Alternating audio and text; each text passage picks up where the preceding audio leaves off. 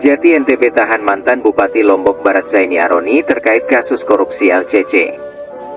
Mataram, Katada.id Kejaksaan Tinggi, Kejati, Nusa Tenggara Barat, NTB, menetapkan mantan Bupati Lombok Barat Zaini Aroni sebagai tersangka kasus dugaan korupsi kerja sama operasional, KSO, antara PT Tripat dan PT Bliss untuk pembangunan Lombok City Center, LCC. Penyidik langsung menahan Zaini usai menjalani pemeriksaan berjam-jam. Zaini hadir memenuhi panggilan penyidik sekitar pukul 9 WITA. Setelah itu, ia langsung menuju ruangan pemeriksaan pidana khusus Kejati NTB. Hingga pukul 15.17 WITA, Zaini terpantau masih menjalani pemeriksaan. Ia diperiksa sebagai tersangka dalam kasus dugaan korupsi yang merugikan keuangan negara 38 miliar rupiah. Setelah diperiksa, penyidik memakaikan rompi tahanan dan memborgol tangan Zaini sekitar pukul 16.50 WITA. Selanjutnya ia dibawa menuju mobil tahanan Kejati NTB. Zaini ditahan selama 20 hari ke depan dan dititipkan di Rutan Praya Lombok Tengah. Penyidik pidana khusus Kejati NTB Hasan Basri mengatakan, pihaknya telah menanam tersangka ketiga dalam kasus dugaan korupsi KSO LCC.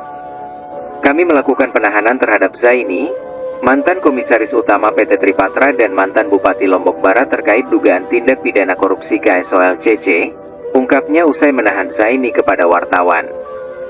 Ia menjelaskan, Zaini akan dilakukan penahanan selama 20 hari ke depan di Rutan Praya. Kami tidak menahan Zaini di Lapas Lombok Barat, karena di sana sudah ada tersangka lalu Azril Sopiandi, tandasnya. Zaini merupakan tersangka ketiga dalam kasus KSO antara PT Tripat dan PT Bliss untuk pembangunan LCC. Sebelumnya, Kejati NTB menetapkan dua tersangka, yakni mantan Direktur PT Tripat, lalu Azril Sopiandi, dan Direktur PT Bliss Pembangunan Sejahtera, Isabel Tanihaha. Keduanya juga telah ditahan. Tiga tersangka ini diduga terlibat dalam tindakan korupsi terkait KSO antara kedua perusahaan tersebut, yang menyebabkan kerugian negara lebih dari 38 miliar rupiah.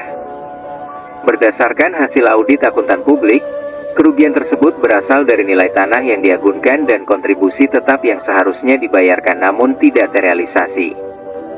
Menurut Kejaksaan, lalu Azril bersama Isabel Tanihaha dan Zaini Aroni diduga melakukan tindakan ilegal dalam proses KSO pembangunan LCC.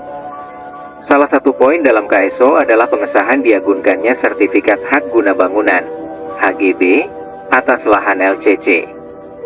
Total luas lahan yang terlibat adalah 8,4 hektare, namun hanya sebagian lahan yang diagunkan. Dari dua sertifikat HGB, hanya sertifikat HGB 02 yang diagunkan oleh PT Bliss. Meskipun begitu, aset tersebut telah disita oleh pihak Kejati NTB, termasuk sertifikat HGB 02. Sementara sertifikat HGB 01 masih diagunkan di Ban Sinarmas dengan status tanah yang kini juga disita. DAE